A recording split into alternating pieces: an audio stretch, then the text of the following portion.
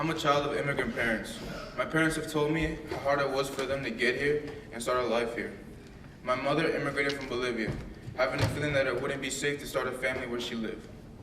DACA, meaning Deferred Action for Childhood Arrivals, is an American immigration policy that takes in children legally, protecting them and brought to the U.S. as undocumented children. It's a shame that our president has intentions of getting rid of this program. We should keep DACA so that it can benefit what could just be the kids to shape America's future. First off, DACA recipients help our economy, arriving here from other countries just to work as hard as anybody else.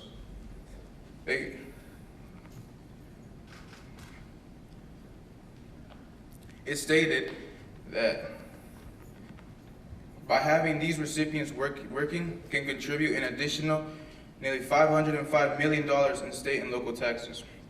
It's estimated that if almost 690,000 workers are to be deported, the U.S. would be losing about $60 billion in federal taxes and $460 billion in economic growth over the next 10 years. Additionally, they would be sent back into dangerous, hazardous conditions. They come from countries like Honduras, Colombia, and Guatemala, all of which have historically high violent crime rates. The U.S. would be sending back some of these young children into hazardous conditions without any caution.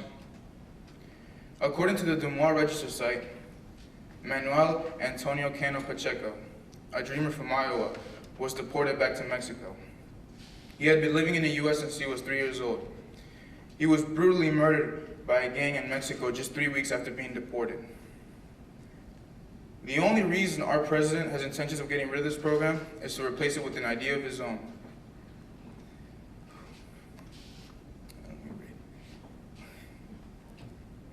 These people are dreamers. They give all their sensitive information to a program that promises to keep them out of dangerous situations.